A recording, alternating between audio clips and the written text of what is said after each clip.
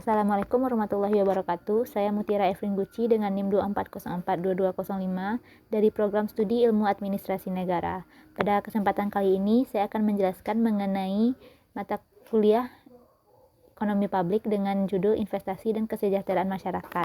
Investasi sama dengan penanaman modal.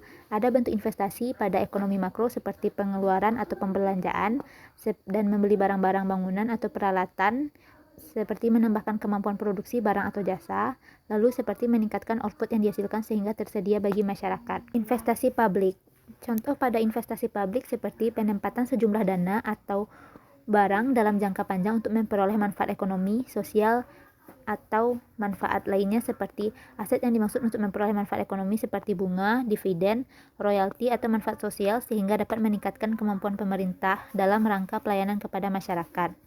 Penempatan sejumlah dana atau barang dalam jangka panjang untuk investasi seperti pembelian surat berharga dan investasi langsung untuk memperoleh manfaat ekonomi, sosial, atau manfaat lainnya. Bentuk-bentuk investasi. Pertama ada saham atau biasanya saham ini dimiliki oleh kepemilikan perusahaan berupa dividen atau pembagian keuntungan. Lalu ada surat utang atau obligasi. Obligasi itu pembayaran pokok hutang plus ditambah dengan bunga. Contohnya itu secured bonds atau unsecured bonds. Lalu ada investasi langsung seperti tanah, jalan, jembatan, dan bandara.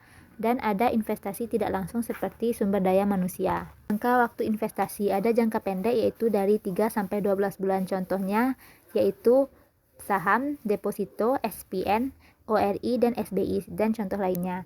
Lalu jangka waktu investasi berupa jangka panjang yaitu lebih dari 12 bulan yang seperti pada non-permanen atau diperjualbelikan, contohnya seperti BUMN, BUMD, BUMS, obligasi, proyek pembangunan, dana bergulir, deposito, dan lainnya. Lalu bentuk dari permanen atau berkelanjutan seperti pernyataan modal BUMN, BUMD, BUMS, dan lain-lain. Lalu sektor investasi. Sektor investasi di pemerintahan dijelaskan pada Undang-Undang Nomor 45 Pasal 5 Ayat 2 dan ada di peraturan pemerintah. Lalu ada di Undang-Undang Nomor 1 Tahun 2004 tentang Perbendaharaan Negara. Lalu ada di peraturan pemerintah Nomor 63 Tahun 2019 tentang investasi pemerintah.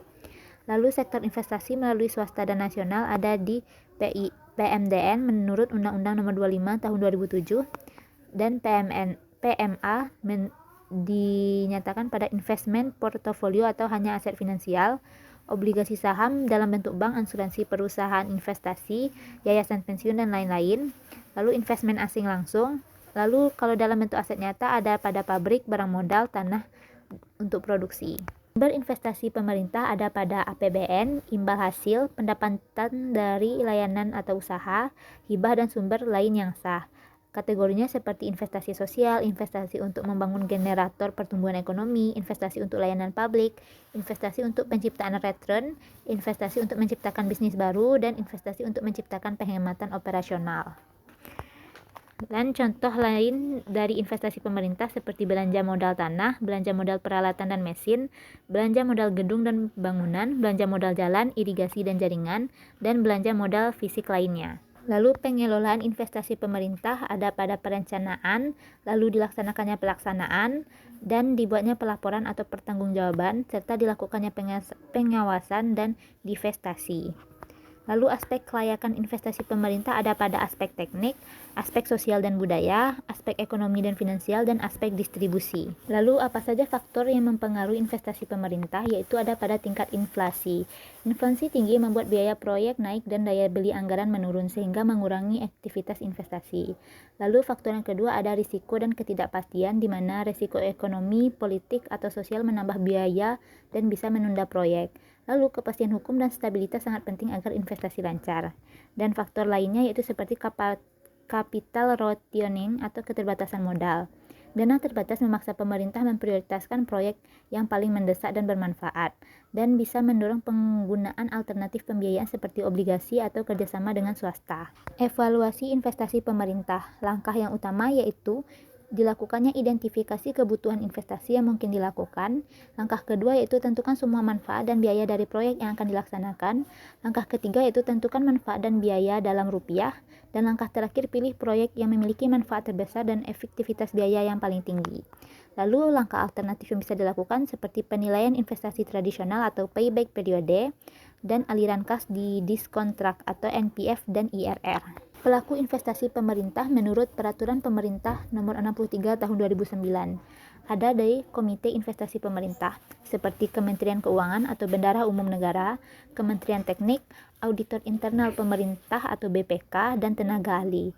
Lalu pada operator investasi pemerintah ada di BLU, BUMN, dan BHL. Komite Investasi Pemerintah atau KIP Supervisi, yaitu menyusun kebijakan umum dan rencana strategis jangka panjang dan menengah atas investasi pemerintah, menyusun dokumen pernyataan kebijakan investasi pemerintah atau PKIP, melakukan konsolidasi atas seluruh rencana investasi pemerintah yang dibuat oleh OIP atau operator investasi pemerintah, lalu menyetujui rencana kebutuhan dana investasi pemerintah yang bersumber dari APBN, memberikan nasihat kepada OIP atas pengelolaan investasi pemerintah, memberikan rekomendasi kepada Menteri selaku Bendahara Umum Negara dan OIP atas pengelolaan investasi pemerintah, dan menyetujui usulan OIP untuk melakukan divestasi sebelum masa waktu yang telah ditentukan, dan melakukan pengawasan dan evaluasi atas pengelolaan investasi pemerintah yang dilakukan oleh OIP, lalu menerima laporan pelaksanaan investasi pemerintah dan laporan keuangan dari OIP.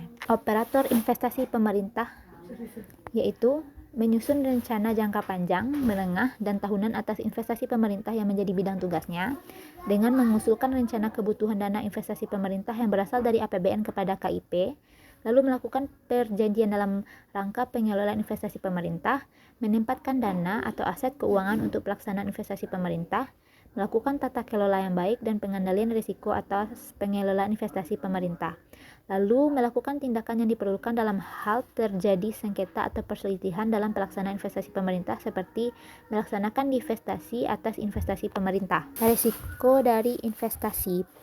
Risikonya ada pada ketidakpastian tentang sesuatu, kejadian yang tidak diinginkan, dan sesuatu yang terjadi di luar tujuan semula, lalu kemungkinan terjadinya sesuai yang merugikan.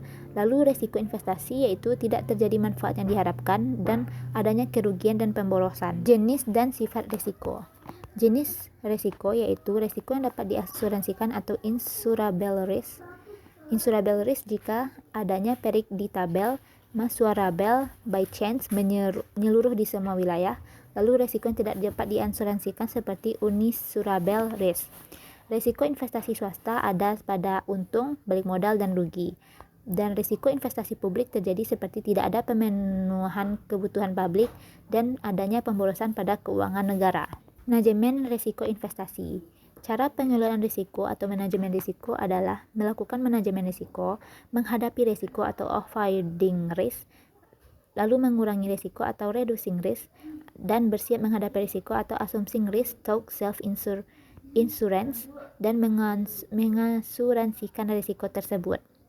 Lalu ada 4 fase manajemen risiko. Yang pertama, identifikasi risiko, yaitu cari sumbernya, lalu spesifikasikan dan subkategorikan risiko tersebut. Cara yang kedua yaitu dengan analisis dan penelitian risiko. Lakukan estimasi dan penentuan dampak pada risiko tersebut. Langkah yang ketiga yaitu reaksi terhadap risiko, dengan cara melakukan metode untuk menghindari apa yang terjadi pada risiko tersebut. Dan yang keempat yaitu melakukan pemantauan dan pengendalian risiko.